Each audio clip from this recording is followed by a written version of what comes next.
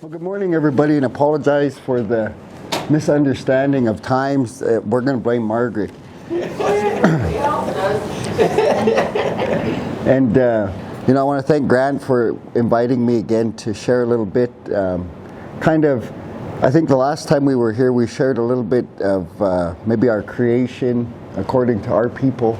And so we just wanted to, I just want to thank you for making the effort to come and give a listen. I can't dispute anything Dr. Campbell has said. I was raised by my grandmother, and Margie was one of the ladies that my grandmother, they lived just over the hill from each other, and my grandmother truly thought the world of this lady, and we all think the world of her too. She's quite an accomplished Native American woman from our little town in Lodgepole. So my parents, I lost them, it must be 8 years ago now, 14 days apart. My mother died of emphysema and cancer, and my father died of broken heart.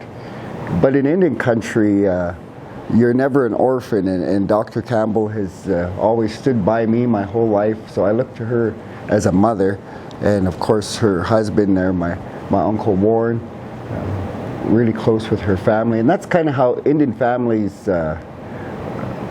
that's kind of how we are. Again, my apologies. My mother, my aunt, she's in the hospital over here with pneumonia, and she has a couple procedures to do, so I'm charged with tending to my 80-year-old father who has dementia, and he has long braids, and a 10-year-old son who has long braids, and there's no women in the camp, so I have to fix everybody's hair and get everybody situated. So, but anyway, I guess one of the things that Grant, and it's kind of that's kind of the idea, huh? Grant creation stories, or okay. As we get going here a little bit, Margaret will give everybody a bowl of soup and a piece of bread, something to eat. We kind of all, Sheila, you want to help her? We want to help her serve food? We always try to feed each other because that's the essence of life. And if you go to any of our celebrations in the summertime, you'll see piles and piles of blankets, and they'll give away. Maybe they'll give horses or guns, or we always share with each other. And but at the bottom, at the base of that is life. If we give you a blanket, or we give you a hide, we give you food, we're giving you life. That's how you're gonna live. So I asked her to prepare just a little meal, because we believe that your spirit rests inside your stomach. So when you come to our home, we're not feeding you, we're feeding your spirit, and we want you to live. So that's kind of, I think pretty much Indian people, every reservation, we have the same sentiment. Last year when we were sharing these stories, I was thinking a lot about if you go from the west coast to the east coast, and then you go up into the Yukon, and you go down to South America, these stories, they're all going to be the same. The players will change a little bit, maybe the antics will change a little bit, but the basis of the stories amongst all native peoples are pretty much the same. So there's a thread there that binds us all together. We've most times before, I guess in the old days when we lived in teepees, it was during the winter time when these stories were told, because there wasn't a whole bunch to do outside. You had to eat and stay warm, so the old people would listen to the old people would share these stories with young people to teach them how they're supposed to live. An old fella in Hayes one time told me, he said, our people had everything figured out. He said, before the white people came, everything made sense. He said, all we had to do was hunt, make babies, and go to war, and the women did everything. And that was kind of, and it's still like that to this day. You see my sister-in-law and my aunt, they do the work. They're the ones that put all the things together. And it's not I guess maybe we'll go there. it's not an idea of being sexist or chauvinistic or anything like that. It's quite opposite. In our world, the woman owns everything. She owns the home. She owns all the property. She's the boss, and the reason for that is she has a connection to the stars, and she follows a cycle. And a man is a very pitiful person. We have no connection like that.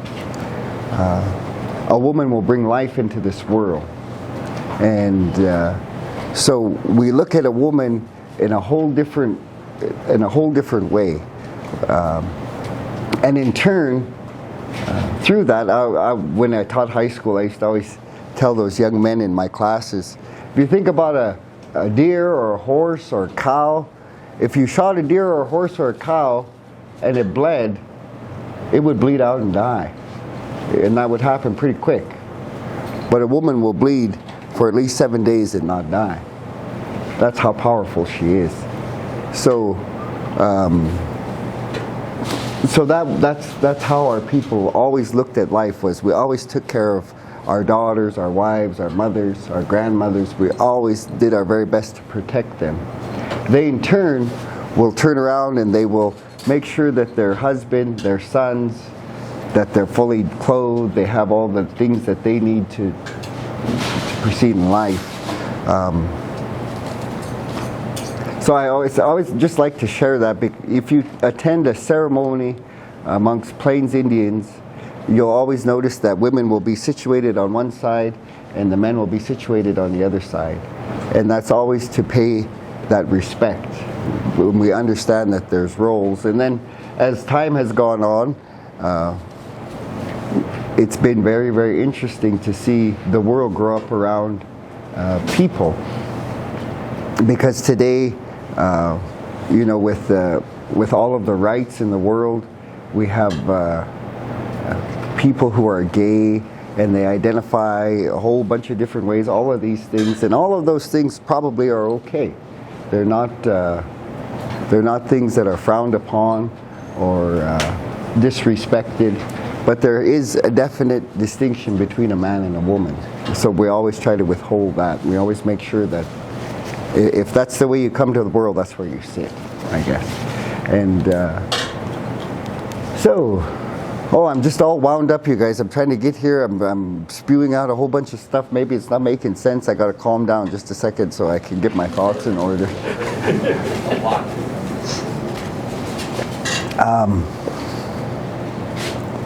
Grab a chair there and put it anywhere you want with your... I'm good. I got to catch my breath and walk back. Right? Same deal.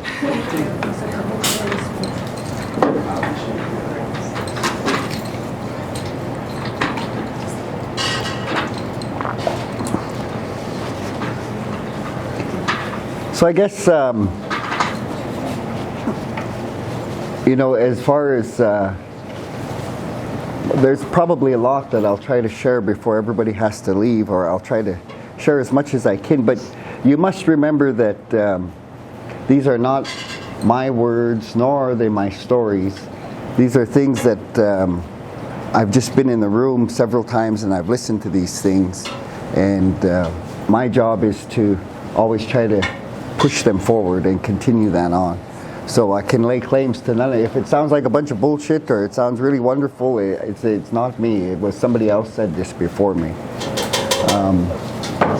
When Margaret was talking about like my favorite person, my grandmother Dora, she was born in 1914 in a wall tent, February 14th, along the creek and lodgepole. And her first language was Nakota, and her mother was a Buffalo Day teepee Indian. Her mother and father followed the buffalo. So it's always been interesting to me as a human being to think about, we think those things were a long time ago. And even as Native American people, Indian people, when you talk about Indians, all of my high school students, when I'd say, who's an Indian? They'd say Sitting Bull, Geronimo. All of these people that lived, 200 years ago. but it's not that long ago. There was one elderly lady who lived in the community of Hayes. She was 113 when she died. And she was born in a teepee. She followed buffalo, and she lived all the way to the internet and Facebook. That is pretty impressive to think about all of the things that that one woman has seen in her life. And she was a devout Catholic. She went to church every Sunday. She went through all of the sacraments. She did all of the things that Catholics do. But she never let go of her language, and she never let go of her culture. And so I think Native American people were a hardy people, and we've survived, and we've come a long way. The other thing that the story always has to go on, because if I'd be remiss if I didn't tell you that I'm half white, and my mother is from Helgeson, Montana, and the Nissen family.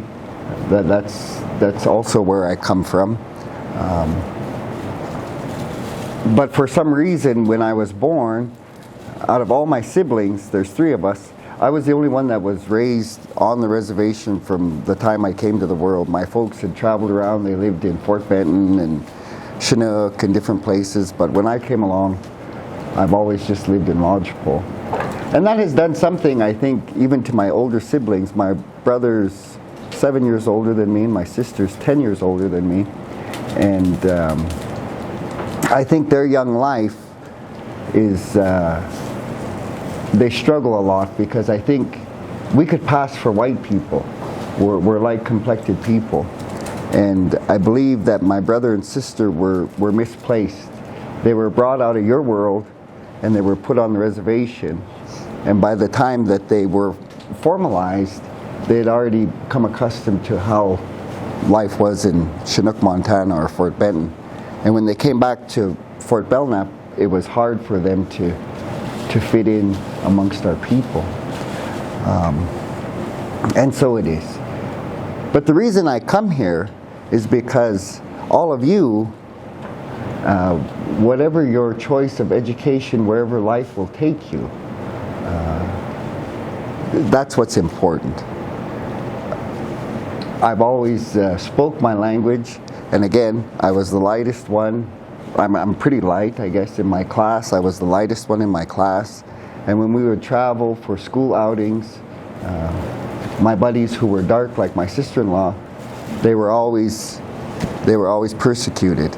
They were always followed around Walmart. They were always, made fun of. But that never happened to me, because I'm not that color. So I decided, well, if all my buddies are going to get racial profile, I'm going to goddamn grow braids, and I'm going to stand right in the middle of them so they know that I'm an Indian, because I couldn't take that. But the point of this is, the reason I come here is because America, Montana, even our state, Havre, is going to be a better place because of what you people are doing.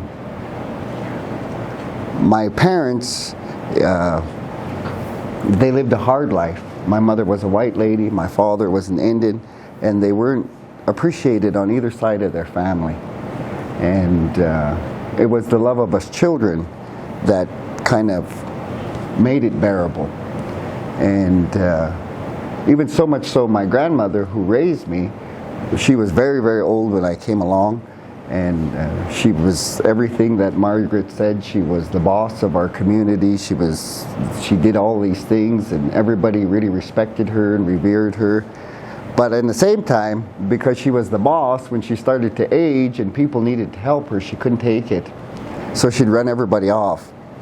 And I was the only one that hung around, and I was a half-breed. So she really didn't care for me when I was really small, but because I was the only one that would stomach it and stand there, we became very best friends. And I took care of her until she passed away in 2003, along with my parents over here in the hospital.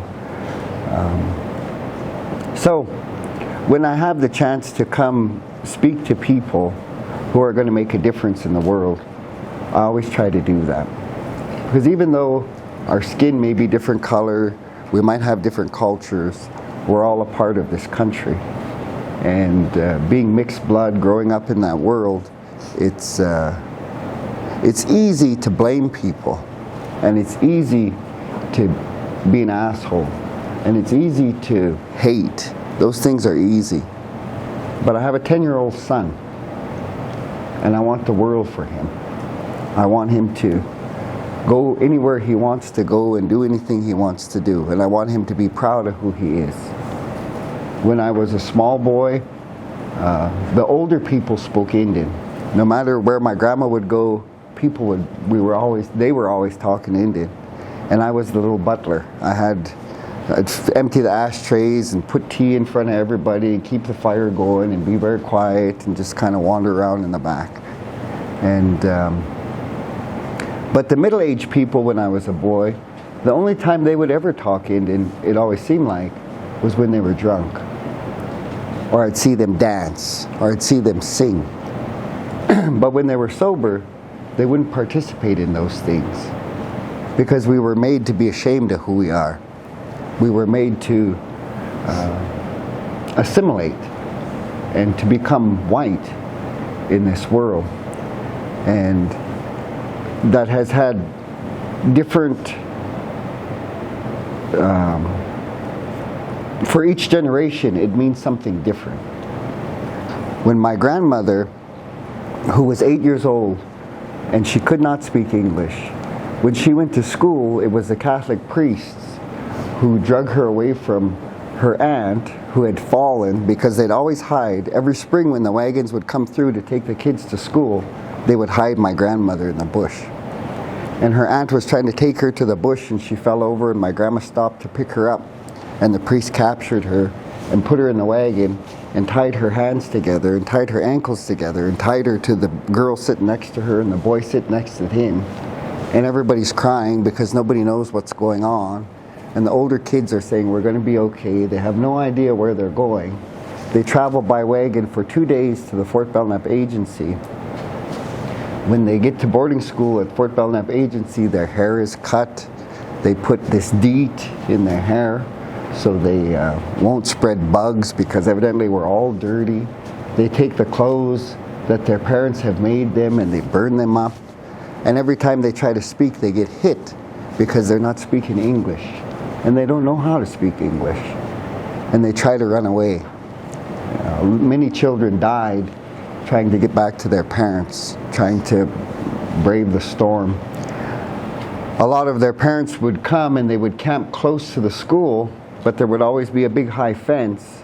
And the idea was they had to change the Indian children, and they had to keep them away from their Aboriginal people so they wouldn't practice and participate in their ancient custom. So,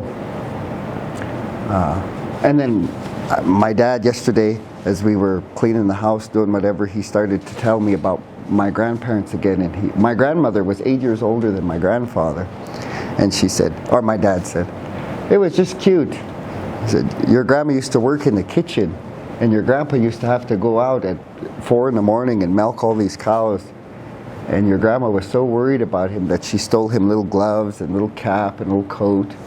But they fell in love when they were just that tiny, and my grandma was trying to tend to my grandpa. And so that was her experience. And when she had children, the wish again was really for them to fully assimilate into America. So none of my aunts and uncles, my father, none of them speak our language. None of them, they can all understand it, but none of them can speak it. They were raised to wear cowboy boots and get drunk on Saturday night and go to the rodeo and be the best cowboys in the world and to fit in American society. So that's why I look like this. We were so poor. I think everybody used to wear silver tab Levi's when I was in high school, and I'd beg my dad to buy me silver tabs, and he'd say, until you get a job, you're going to wear what the hell I can afford. So that was the way it was. And so when they came along, they went to a day school in Lodgepole, and they graduated the 8th grade at Chinook. They would have their graduation ceremony in Chinook. From there, when they entered high school, they would either go to Flanders, South Dakota, or Chemawa, Oregon, to Indian boarding school. When my fathers and my aunts, my mothers, when they all went to boarding school, they loved it, and they wouldn't come home. They wouldn't even come home during Christmas, because there was 3 beds, there was heat, there was groceries, there was electricity, and at home they were hauling water from the creek, and they were splitting wood, and they were doing all the things. So my father's generation, they absolutely loved boarding school. But all the while, education was such a big thing. My grandmother, and then in my father's generation, and this is where people like Dr. Campbell appear, because education and the lack of your children was so important to our people that they fought hard for public schools. And in 76, Hayes Lodgepole Public Schools became a K-12 school, and our children are educated now there on the reservation. They don't have to leave their families to be educated. Dr. Campbell has been a principal of schools, superintendent of schools, just like her mother. And so that's kind of the story, I guess, of education to where you see Sheila here today. Higher learning. But I guess that wasn't what I was asked to talk about. So all of this is to say, in all the years that I taught school, I always tried hard not to dwell too long on the atrocities that happened to our people. Because again, hate can be a very powerful thing. And we don't want that. I don't want that for my children. I don't want that for our nation. I want us to be Americans. I want us to be proud of who we are wherever we come from, however we believe. There are many trails to the Creator, and every one of them is true. And so that's kind of the little spiel there about education, I guess. So one of the things that I always looked at the world through history, and you see the pyramids, and you see all these wonderful things that have happened all over the world, and I always thought, well, what the hell's wrong with my people? They were chasing buffalo, shooting at each other, and everybody else is doing all these awesome things. What the hell's going on here? So I went on a quest, and I spent my whole life just trying to understand our people. And probably I will be on that quest for the rest of my life. I don't think I will ever fully understand how we became. See, the white man, he was given this idea and this concept of reading and writing, and that tells the story, and that is the truth. And I think the yellow man, he's a very, very brilliant man. And the colored man, he's a very brilliant man. And I think every one of the colors of men on earth, they were all given different gifts. And our gift, we don't have a gift of reading and writing, obviously, until 1997, somewhere in there. She was the president of the college, and we worked with the Indiana University, and both of our languages became writable and readable through orthography and different things. And I've spent my entire life trying to teach that. So they told stories. And in Indian, his word is a very sacred thing to him. If he says he's going to do something, even if he's late, he's going to do it. And it was solidified by my dad. Again, he kind of has dementia, and I'm telling him, I'm taking you to the hospital, I'm going to go teach a class, and I'll pick you up, and we got a meeting. And he's like, okay, we'll do something, even if it's wrong. But we're going to do something. So I guess the idea of how it became, that's important to every human, I think. And it's also important to understand that you have to figure faith into this. Just as insane as it sounds that a woman could be impregnated without ever having sex and deliver the Savior of the world, that is a strange thought. That is a strange concept. But yet millions of people believe that. So that's good. Blah, blah, blah. I guess we were told that there were 3 different worlds. The first one was covered in ice. And the second one was covered in ice. And the third time, it was covered in water. And there'll be another change in this world. Each one of these, I can't say we have a story about the first ice age. I'm sure we did somewhere, but I've never heard. During the second ice age, a lot of tribes will talk about retreating to a cave and living within this cave until the ice subsides. So in our homeland, in the Little Rockies, on the south side of the mountain range, there's a cave there. And you crawl in under that cave, and there's writings, pictographs on these in this cave. And the story is that our people went in there and they lived there. There's similar stories of the Sioux people going into a cave in the Black Hills and reappearing on the earth. So in the interior up here, around Edmonton, Alberta, in that area, north, there's a tribe of Indians, and they're called Dene. If you go to Arizona, Four Corners area, there's a tribe of Indians called Dene. They speak the same language. Those people are Navajo. These people, they still just call them Dene in Alaska. When we came out of that cave the second time, they said there was thousands of people walking south. You can go back to the Bering Strait theory, and this is something that has been studied for a long time, and people believe that to be true.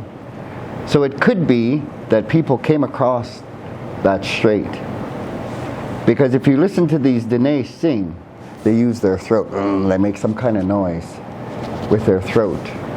If you go to Mongolia, those people sing the same way. But when you get to Arizona, they quit singing like that. So that is a theory that is possible. From the time of the flood, every tribe of Indians has cultural heroes and people that they refer to forever. Amongst my people, we can only talk about this gentleman when there's snow on the ground and when it's dark. But the world has made it different. So I have to that's why I lit smudge. I have to do it this way because it's not dark. And there are rules. They say when I talk about him out of turn, I'm going to lose my keys, or I'm going to get lost, I'm going to put my wallet down. Something's going to happen to me, and I'm going to have to pay for speaking about him in the daylight. So at the time of the flood, there was a man who was on a raft, and he was the only man that lived. And on that raft, he had a pipe, and he floated on the water until the rain subsided. When the rain subsided, he called the animals of the water and a few birds, and he told them, you have to go down and you have to look for mud. So he picked 4. And again, this story is told from coast to coast, pole to pole. The players always change, the animals always change, but at the end of it, one of them bring back mud. And from that mud, this man makes a ball, and he looks east, and he blows, and he sings, and land appears. And my relatives in Rocky Boy, they say when land appeared, this coyote come running this way, a small coyote. And our brother, we call him Inkdomi. Our Rocky Boys call him Wisagichuk. The Grovans call him Nihat. every tribe, the Blackfeet call him Napi. Every tribe have this character. So Iktomi told that coyote, he said, go back and tell me how big this land is. So he went east. And he come to the end of the land, and there was a sweat lodge there. And he went in that sweat lodge, and there was an old man sitting there, a grandfather or a spirit. And that old man told that coyote, tell your brother it's not big enough. So the coyote comes back, and he tells our brother it's not big enough. So, and he comes back, and he's a small pup. And he takes more dirt, and he blows it south, and the coyote goes south. And he comes to another sweat. And that old man says, tell him it's not big enough. And he comes back, and he's bigger. Each time he comes back bigger. The last one in the north, when he comes back, this coyote is old, and he's barely walking. And that old man says, it's big enough. You did your job. And our brother was happy, so he blew on him, and he made him small again. That was his gift. He let him live again. From there, they call the four winds, the four directions, those old men. And an Indian always has to be, I can't think of the word, acclimated. He always has to know where he's sitting. That's really important to us. We'll always have to know where we're looking in the world. Each one of these directions symbolize something to all tribes: infancy, adolescence, adulthood, elderhood. My one father says on that circle of life, when they become an elder, if they live beyond that, they become a child again. There's no beginning and there's no end. Somebody has to feed them, somebody has to clothe them, just you would as if they were a baby. So, after our brother makes land again, then he begins to create all the things that we see. The trees, the plants, everything that is here. When he's done doing that, then he begins to create animals and birds and all of the things that are on the earth. And he names them all, every one. At that time they gather up, and our brother says, now I'm going to make the man. He said, but before I make the man, I want you to tell me how it is you're going to help him. So every animal said, this is what I'm going to do. I'll give him meat. I'll give him hide. I'll give him whatever, patience. Every animal, every bird, they told how they was going to help man. When that had finished, then every plant said, this is how I'm going to help man. I'll give him medicine. I'll give him smudge. I'll give him all the things that he needs. So when that was all decided, then our brother took some more mud and he made a man. Sometimes I'm going to tell this part, but sometimes it derails, but I'm going to tell it just for safety's sake. He made two out of mud. And he says, he blows on them and they don't move. So he looks to the east, to the sun, and he says, how are you going to help him? And the sun took a part of himself and he put it inside of each man, and they shook, but they wouldn't wake up. Then he looked to the south, to the thunderbird, and he said, how are you going to help man? And the thunderbird came and he used his wings and he gave us water. What do they say? 70-80% of our body is water. And the men shook, but they wouldn't get up. Then he looked to the west and he called to the bear and he said, how are you going to help him?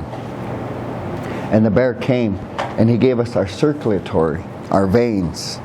If you ever hunt a bear and you shoot him and you skin him and you hang him in a tree, he looks just like a man.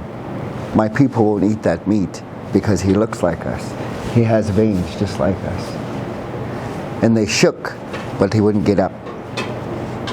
He looked to the north and he said, how are you going to help man?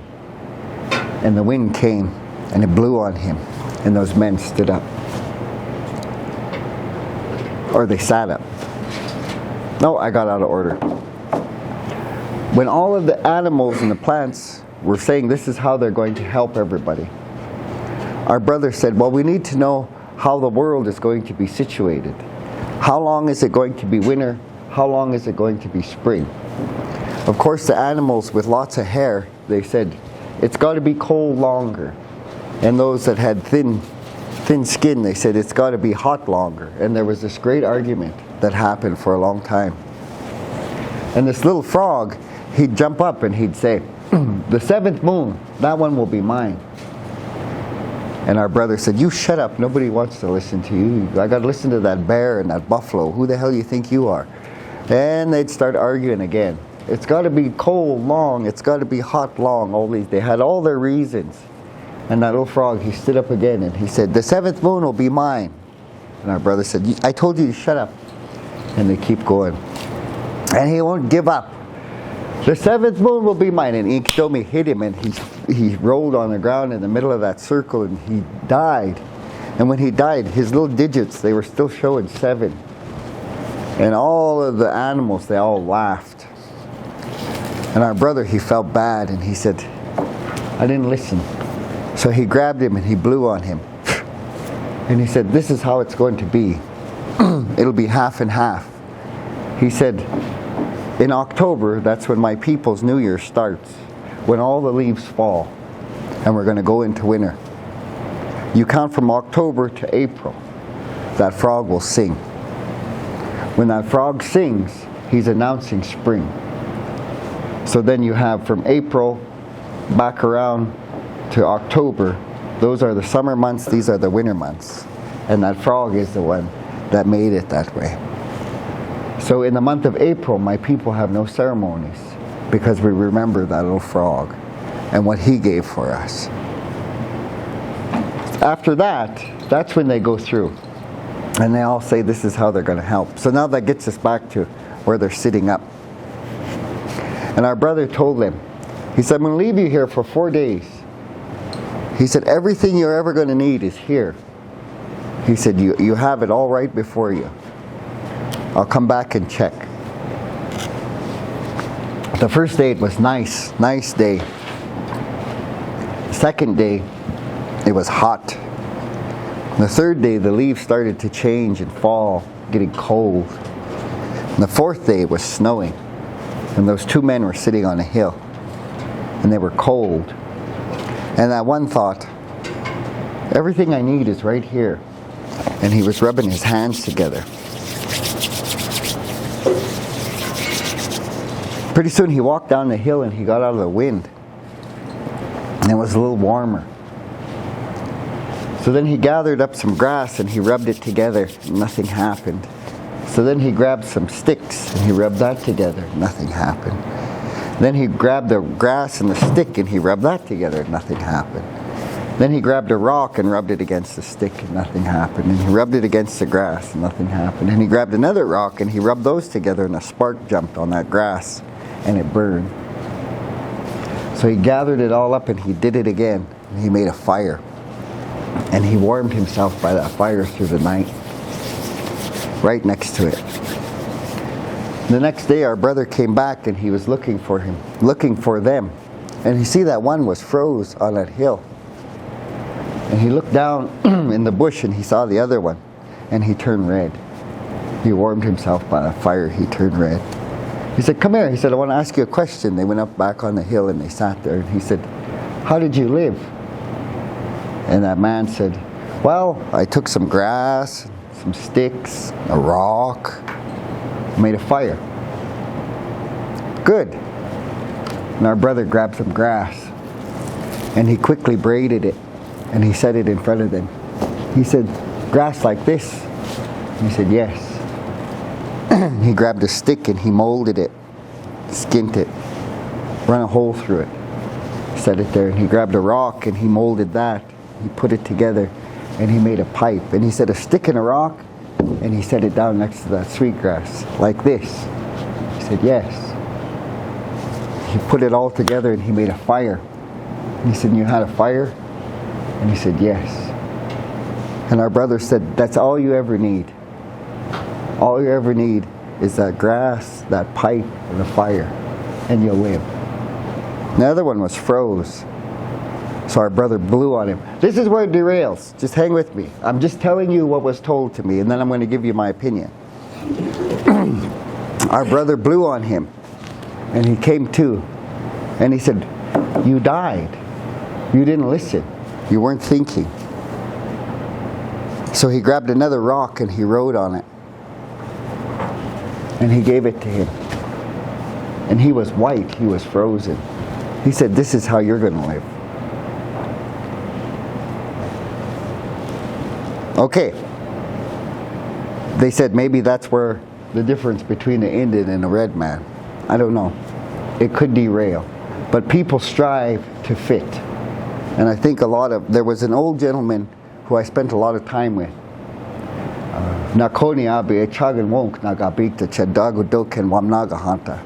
Whenever I'd see him, he would just talk Indian to me. And I've studied our life ways my whole life. My people are lost, like a lot of people in the world.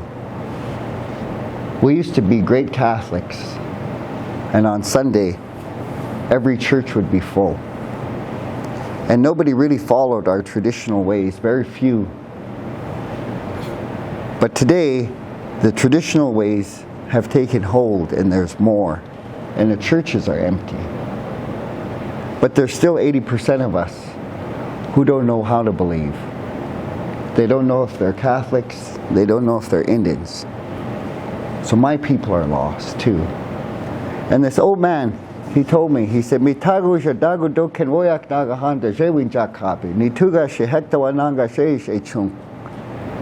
"Grandson, everything you say is the truth. Your old grandfather talked like that about our cultural ways."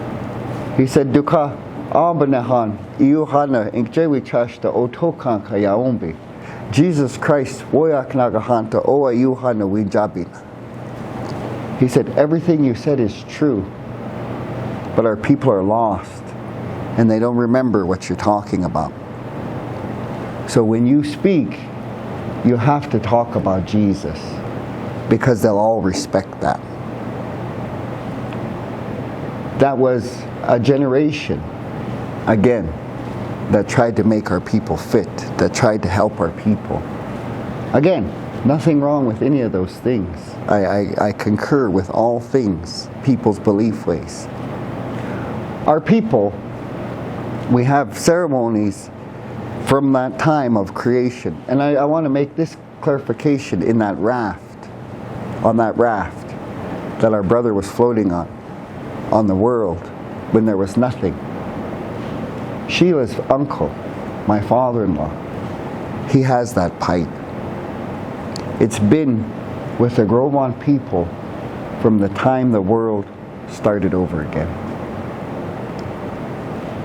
It sits in a house, and it hasn't been opened since 1954, 1953, World War II.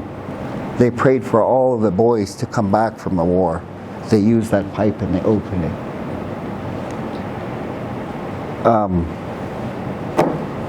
God damn it, I got lost. Oh, ceremonies. We have ceremonies. You may hear of the Sundance, you may hear of the Sweat Lodge, you may hear of peyote, a longhouse, all these different things that our Indian people have. We have a ceremony where they'll tie a gentleman up, they'll bound his fingers, and then they'll bind his body, and they'll set him on the floor, or they'll put him in a tent, and they'll make the room dark, and they'll sing. And we call grandfathers, spirits. They come. And when they speak our language. That's been my life. So my children understand our language. That's how we've lived. Through everything that our people have ever gone through, we've never lost our connection to our Creator. In that ceremony, when those spirits come and people ask questions, they want to know why my relative's sick, Or what should we do here? Those grandfathers will speak, just as I'm speaking to you. You people go to school to get a doctorate or a master's of education. And that's effort. That's hard effort that only you know. You make that sacrifice. Some of you have children. You're trying to raise children at the same time. Some of you have old relatives that you're trying to tend to. Those are great sacrifices that you make. Some of our people, they walk a different road. And their education is being a butler. Their education is sitting on these hills without food and water for 4 days, like those first 2 men that sat. Some of them, their education is a whole different way. I would tell you that this country was not conquered by white Americans. And if you've read that, you've read wrong. You do not make a treaty with people you're not afraid of. Our people made treaties with the United States, with France before that, with Mexico before that. Everything that you see is because our people allowed that to happen. And it was by no mistake. If you read a treaty, it has very specific language. It says, as long as the grass grows, as long as the wind blows, as long as the water flows. These are all living things. These are all spirits. These are all things that were preyed on before this ever happened. Little things that we talk about as our people are growing. It's written for us. Like I told you, we don't have, not till the late 90s they started to write our languages. But it's in the stars. If you look at the stars, all these constellations, just like the story I told you, they all have a story. They all have a meaning. And my people forgot how to read the book. That was taken from us. But there are people who work tirelessly to try to understand that. We're reconnecting, we're relearning, and it's possible. You should always learn something. Even if you live to be 103 years old, you should learn something new every day. Because if you know everything, then you have no business on earth. Only the Creator knows all things. In this ceremony that I speak about, where these grandfathers come, I was in Muscatine, Alberta, formerly called Hobima. And we were in there, and these were Cree Indians in their ceremony, and they were praying. And as these grandfathers come in, our brother, the one that I speak to you about, his name is Ikdomi. When he came in, he said, "This is my brother, and his ways are good. This is his song." And he sings, "Tapwe oma negewa pama, Jesus oma negewa pama, hey oh hey hey." And as they're singing this song, these robes are across all of our laps, and on our forehead there's a sign of a cross. We want to be different, but we are not. That man named Buddha, that man named Jesus, that man named Inkdomi, they're all brothers. They serve one Creator. 1:45. You guys waited for me a long time. I'm going to shut up about that much, and if you have any questions, you can go ahead and ask them. And we're just going to put a comma there, because the story never ends. You're going to go on and you're going to learn. Whatever I said, if it's worth a shit, anything good in it, take it. If it's not, discard it and leave it there. But you'll always keep learning. Questions? Oh, fine.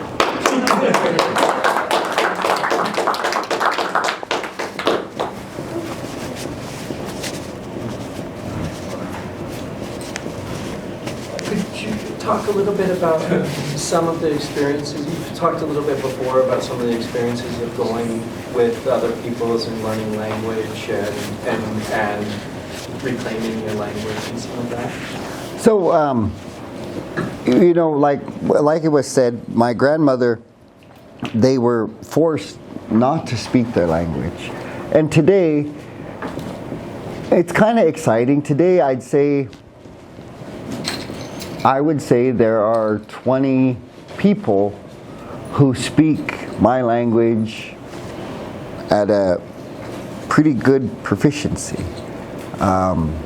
For a lot of years, there were like 4 of us. And one of the biggest heartaches, like, it's crazy because, you know, when you're young, you're like, well, what am I going to do? What am I going to do with my life? I don't know what I want to be. And I think my life was kind of laid out. My grandmother and all of her contemporaries, they spoke our language. And it's different. It's different because you want to say something, but it doesn't translate correctly into English. And so when we'd be sitting there and they'd tell a story and something would be so hilarious, and people who don't speak are like, well, what are they saying? And then you try to tell it and it's like, this is not funny. But because it doesn't translate right. So my grandmother left me when she was 89, and it was 2003. And then from there, at her funeral, Margie was one of her pallbearers. At her funeral, my grandmother's first cousin, I've told you there's no orphans in Indian country. My grandmother's first cousin, her name was Selena Dittmeyer. She stood up and she grabbed me and she said, this is my grandson now, and I'm going to finish what his grandma started. So for her, for Selena, that meant she was going to bead for me. That meant she was going to make me clothes. That meant she was going to teach me. So I spent most of my adult life with Selena. When our son, my late wife, and my son was born, today, Selena was this little tiny old woman. She come ripping out from Fort Belknap in her little maroon car, and she had this little waspisson, this little moss bag. And it doesn't look like the ones that you see today. And my wife was sitting there, and Selena said, bring me that boy. And they put son in Selena's hands, and Selena wrapped him up, put him in that bag just tight. She showed my wife how to tie it, and she said, this makes him secure. This makes him calm.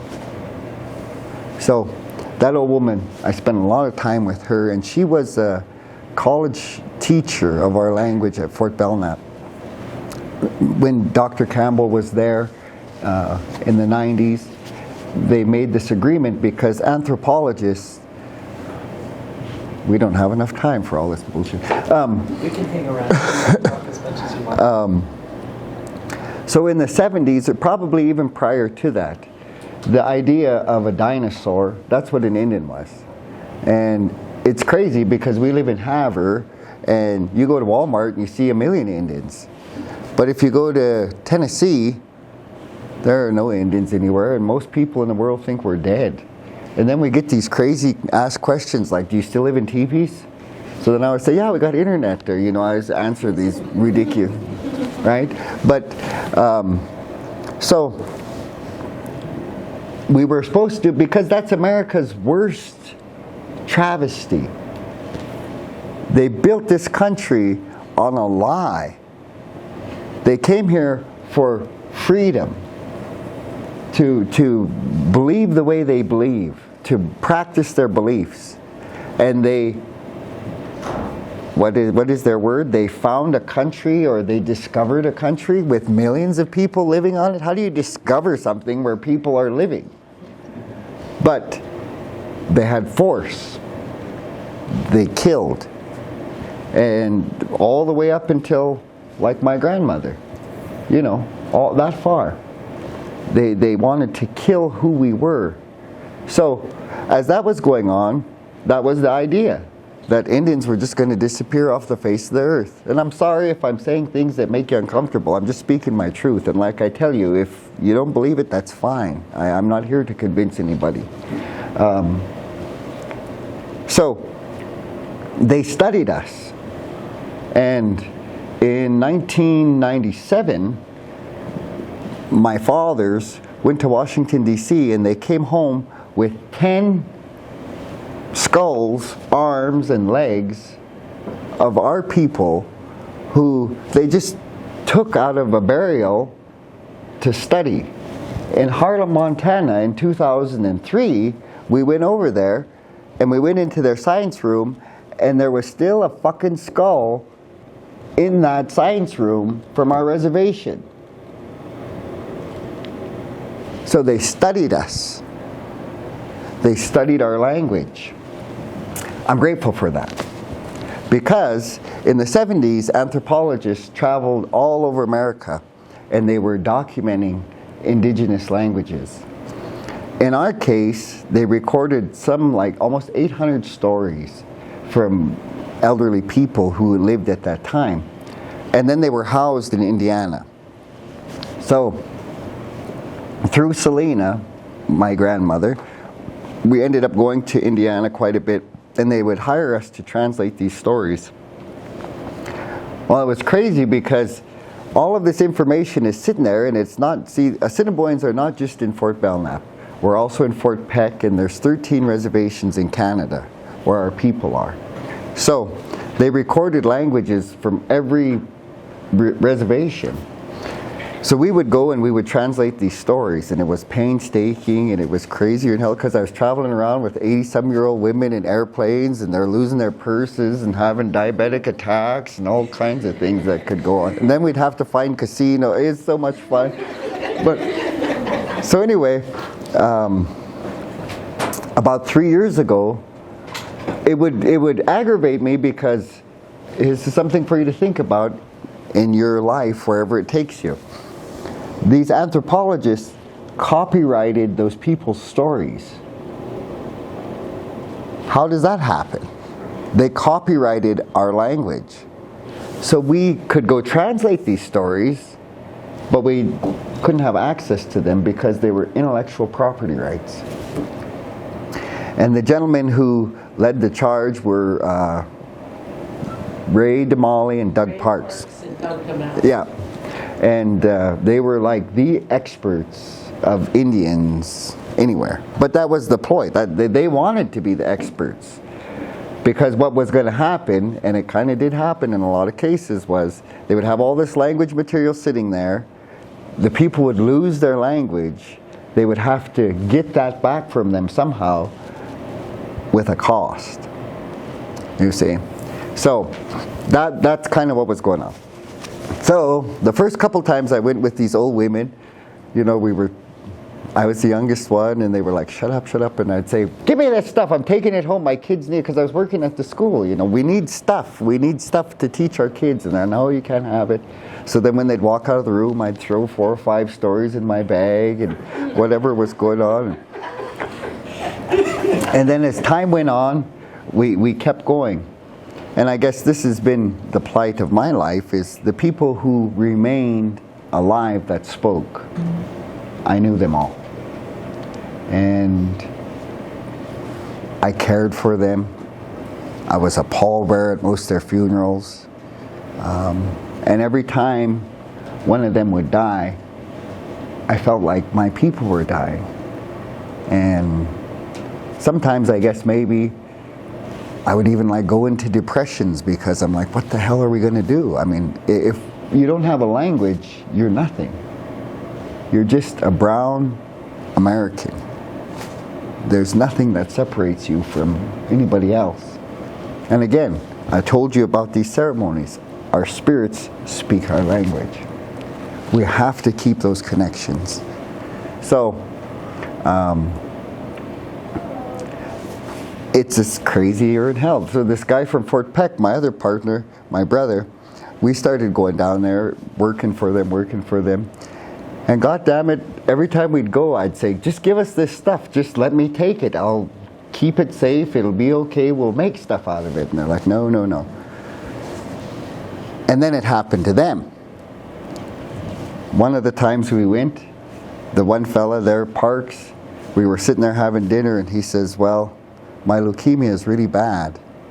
And I don't know how much longer I can do this work.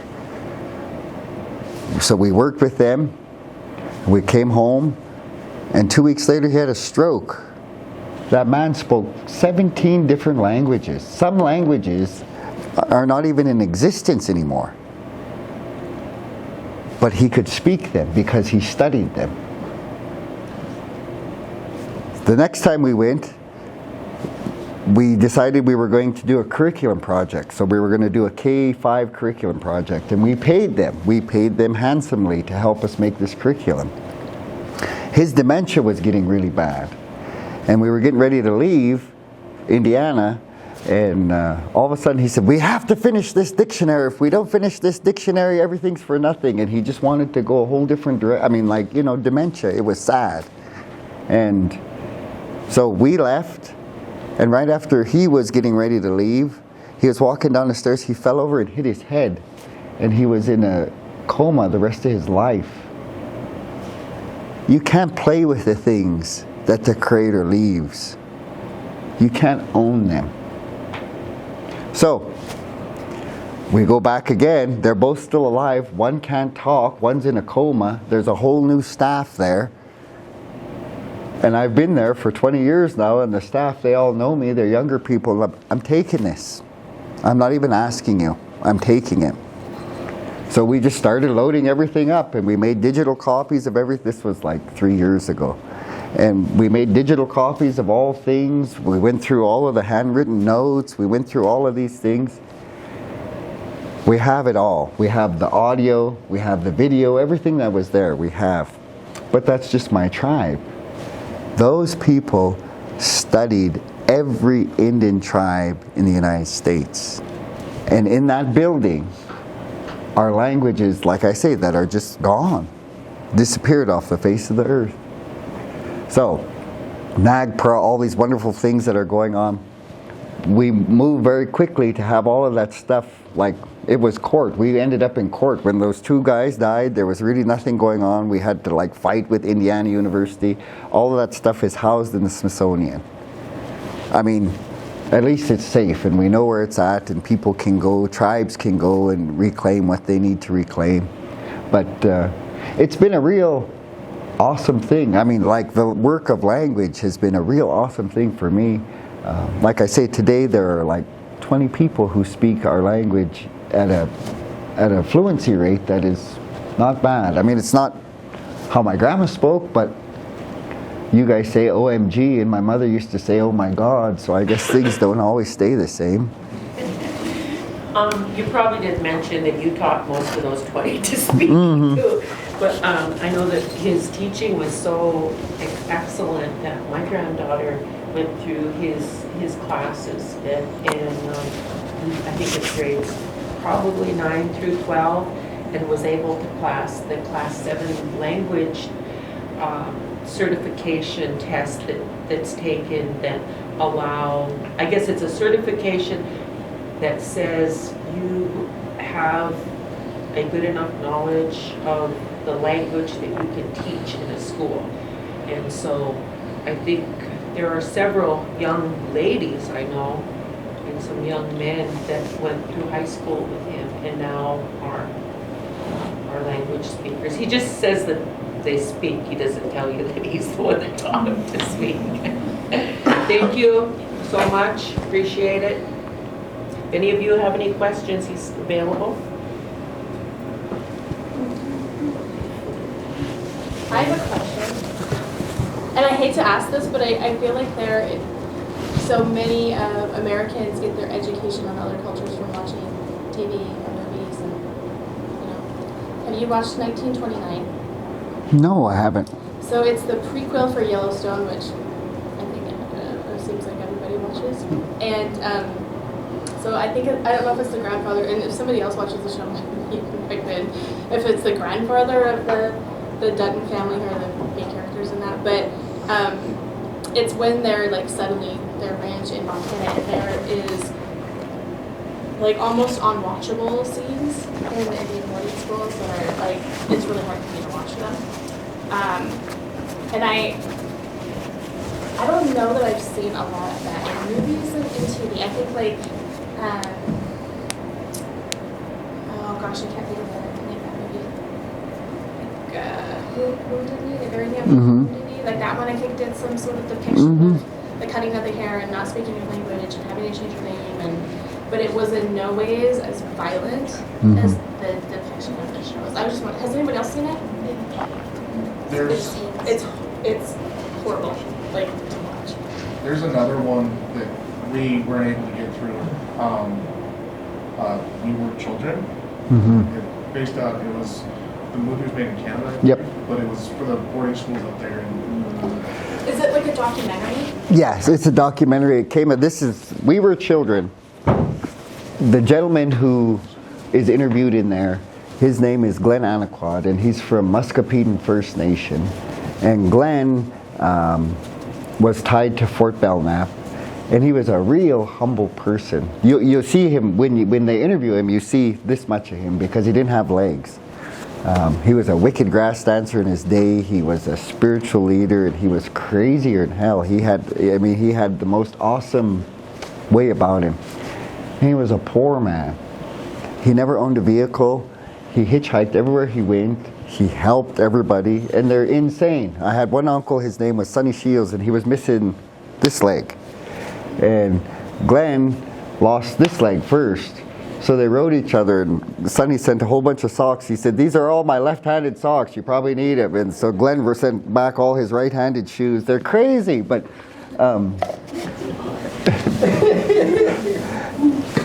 that's why Indians live so long, is because we laugh at everything. I mean, what the hell else can you do? I don't have a leg. Well, let's not cry too long. We've got to keep going. But so Glenn, and I will share this much.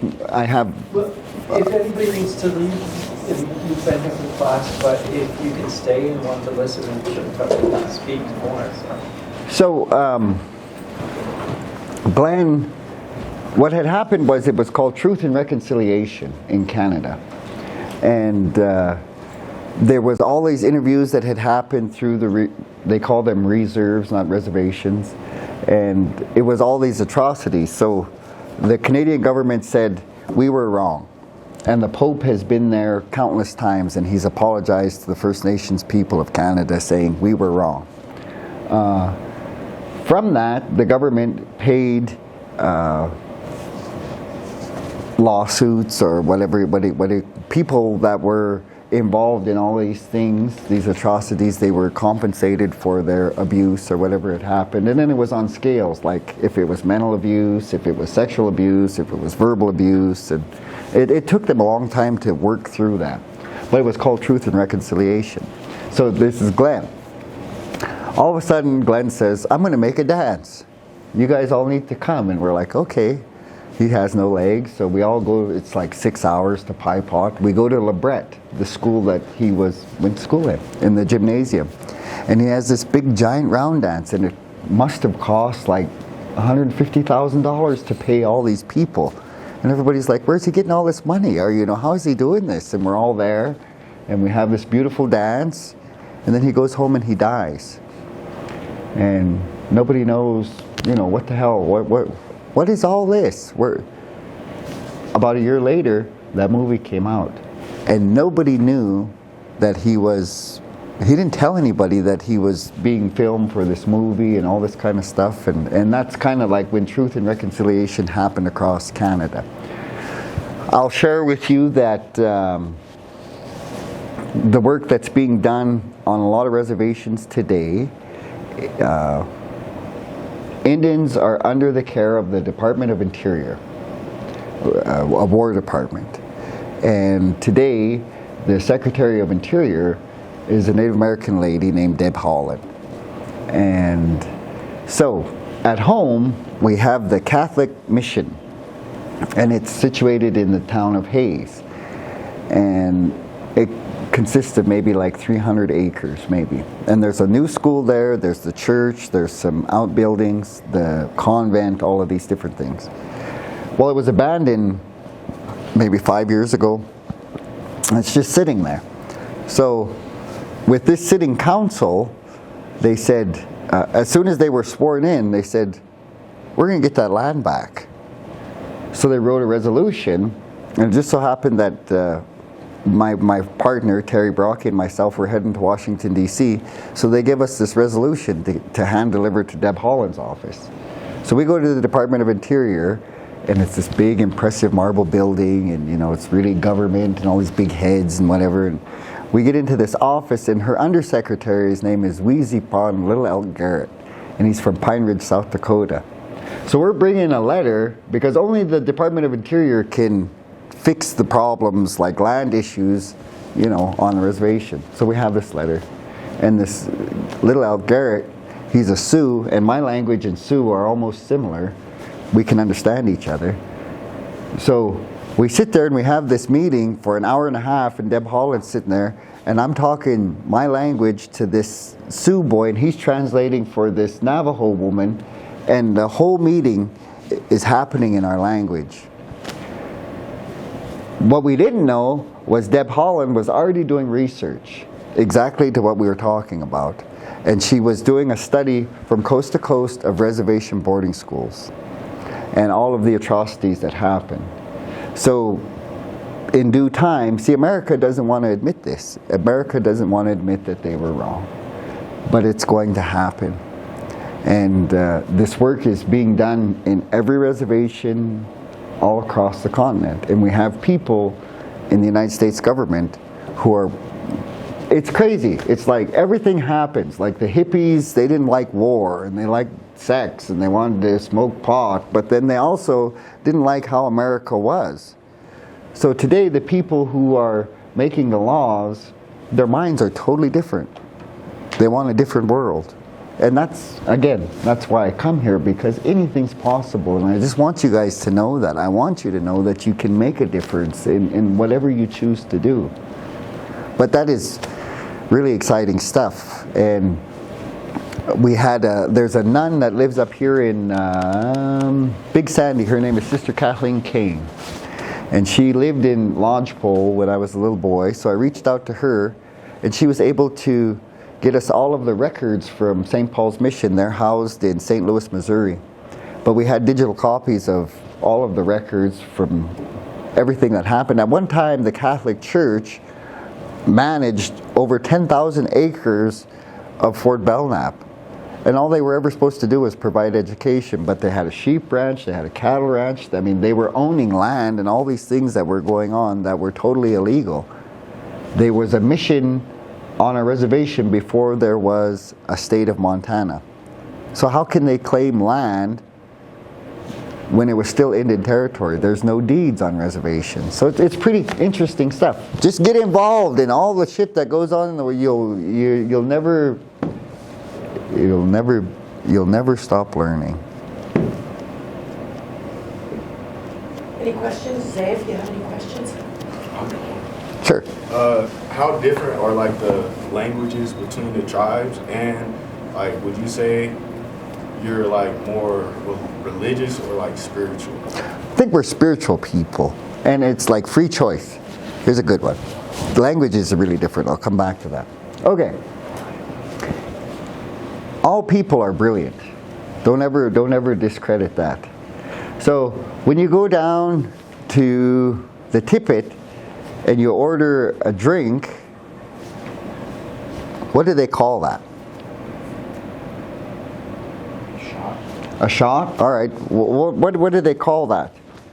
A bottle of whiskey, beer? What is that? What's the term? Alcohol? Keep going. It's called a spirit. Okay. The spirit, the Creator gives us free choice. That's something that every one of us have. We get choice. What lives in that bottle is a spirit. but it's not true. It's not a true spirit. It's a false spirit. That's why it has to have a vessel. We take that free choice that the Creator gives us, and we grab that bottle and we drink it. And now that spirit has a different home. But he's not true, because he walks funny, he talks funny, he can't do things right. He's not true. So our own spirit, our people tell us this, our own spirit steps out of our body and it watches. And that'll go on until our own spirit gets sick of it, gets tired. Then it'll fight for us and it'll step back in. You ever see people get the DTs? Our spirits are fighting, trying to push that one out. So we get free choice. Like I say, there's 80% of our people who don't know what to believe. They don't know where to believe, but they all get a choice. And it's there for them. They can go to a ceremony, they can go to the church, they can do whatever they want to do. They get that choice. But it's not my job to say, you gotta come. You see? That doesn't work. Languages are as different as, like, they're drastic. Like Sioux, so in our language family, they class us by families. Nakota people are Siouan speaking. So that's Sioux proper, Dakota, Lakota, Crow, Omaha, Ponca, Southern Indians. And then there's Algonquian. Algonquian are like Grovants, Crees, Blackfeet, Arapaho. And so I can understand Sioux people. Sioux people can understand me, but I don't necessarily understand Cree.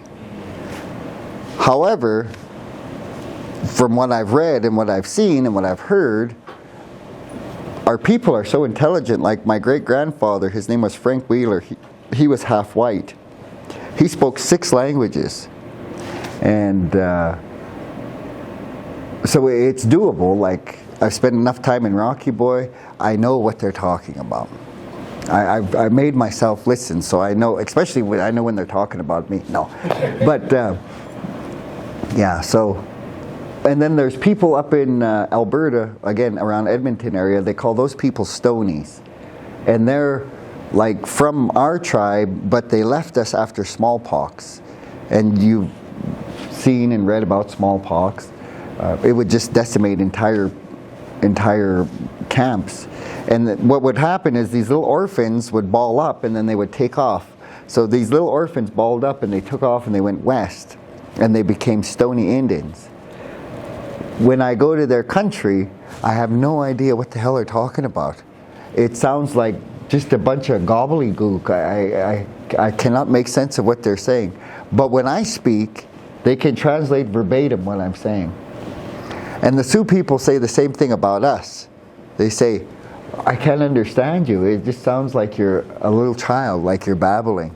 So, I mean, languages are kind of like that. But there are definitely, like Salish, like Flathead, those people, they come from the coast over there, you know, the Pacific Ocean. I can't understand them.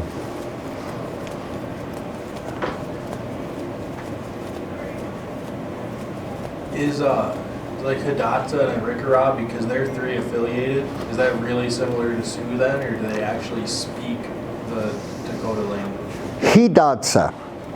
So a lot of times, like when Margie was at the state, they talk about, what do you call it? Indian Ed for All, you know, when they started teaching everybody kind of a little bit about Indians. Hidatsas are actually Crow Indians. And they call it Hidatsa, but it's Crow. A Crow Indian can understand them. They're affiliated, a lot like us, Grovants and Assiniboines. At some point in our history, we were not friends. At some points in our history, we were friends. But they put us together, and we are 2 totally different language families. So 3 affiliated has Mandan, Hidatsa, and Arikara. Just in linguists, right, Arikara is not spoken anymore. And it's so funny. I have to tell you this story. There's this man named Endrick, and he's from a place called Estonia, somewhere in Europe, a little tiny country. And I can't stand linguists because they can speak Indian. I just hate it. It just drives me nuts. But anyway, he was telling me about his trip to Fort Berthold to go study Arikara. There was this old man, I think his name was Ben.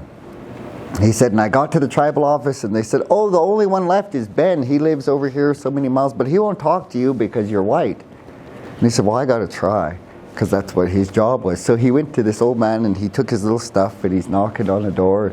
That old man let him in and he said, my name is Endrick and I come here to study your language and blah, blah, blah. And that old man spoke it, and you can tell that he doesn't want him in his house and he don't want him around there. And pretty soon that old man said, well, where are you from? Because he had an accent. And he said, I'm from Estonia. And that old man starts speaking Estonian.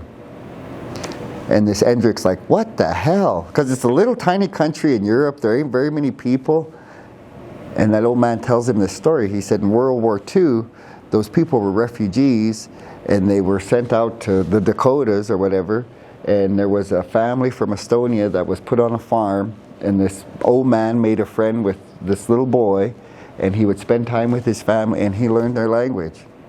Isn't that pretty wicked? So then this Endrick had his in to record Arikara and document it.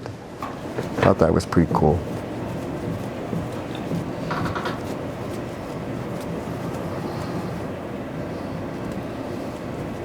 Questions? Thank you so much, Tuffy. For sure. Really appreciate this.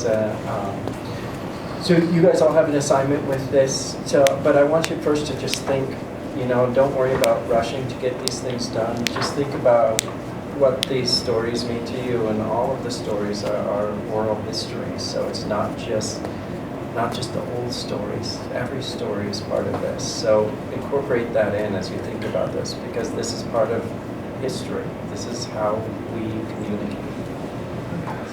Thank you so much. For sure. Really appreciate it. Before we leave, I'll let you know that in addition to the knowledge that Tuffy has, there's women's knowledge that you don't know anything about. And that is taught by women to young girls as they're coming of age, before they get their first menstrual or about that time. And those stories teach about from birth through childhood, courtship, marriage, and all of this, right up to how you're supposed to die. And those are taught by older women to the girls. And I don't know who still does that. The last one that I was aware of, there might be people in Hayes, the last one I was aware of was Emma Winchief Lambo. And I had 3 daughters. I lived about a mile from her. And the way that it would work is she would just tell us when it's their time, just give me a call and they come and live with me. So they would go stay with her for however long it took her to teach what she had to teach. One of my girls was back a week, another one was back for 3 weeks. But there's a lot to it. I mean, they teach a lot about how you're supposed to conduct yourself when you're in courtship and why you don't do certain things. And my concern is that we're losing that. We don't have like the long life girls and some of those folks at Hayes teaching it. We're not going to have that anymore. I don't even know when the last rolling of the ball ceremony was. The last one I'm aware of was when I think Michaela Cassie. Haley and those girls were just turning about 14. The mother called for women in the community to come and help her, and they have this ceremony. It's called rolling the ball, and it's actually a beaded ball. I think you've seen it. I've shown it to you before. And they throw when the woman will, they're in the sweat, they'll throw the ball, and when she throws it, some other woman will pick it up, and she's going to be the next one to tell the story. So this woman might say, I'm trying to remember some of the things they said without giving a lot of information.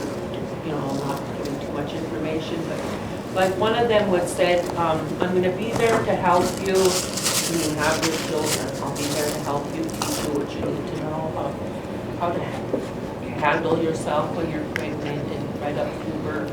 Others will say things like, I'll be there to help you whenever you need to go to a sweat. I was reading that, I'll hold a sweat for you. And they all had something that they offered to this young girl. So as they come out of there, and then the mother gives gifts to those 4 women that helped with their adolescent daughter. And when that young girl leaves there, what they describe to me is that they feel real confident. They feel like, where they may have had issues like, like, I don't know what I'm going to do when I grow up, and all that confusion that comes with adolescence, that kind of goes away, because now they feel like I got backing.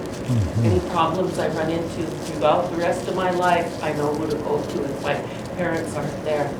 And so that's a whole women's teaching, that if we brought them up here, it would only allow women in the room, and the men wouldn't be allowed to be present and hear those teachings. So I just wanted to add that.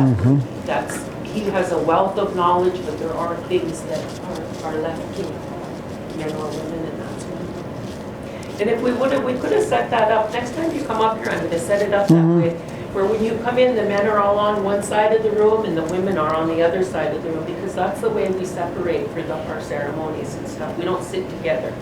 Sometimes people will show up with their husband and he'll sit down, and then he'll realize, oh, there's just a bunch of women here, and they'll get up and scurry over to where the men are.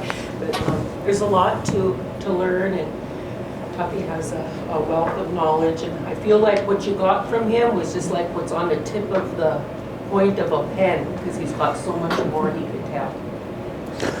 I guess I didn't mention about grandparents, like today we have thumb drives or all these things, external hard drives. That was the point of how we were raised.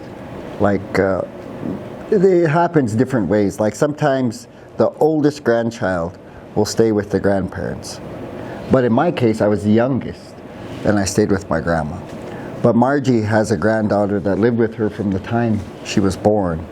And that way, that information, it stays fluid. It never disappears. It's like a living hard drive.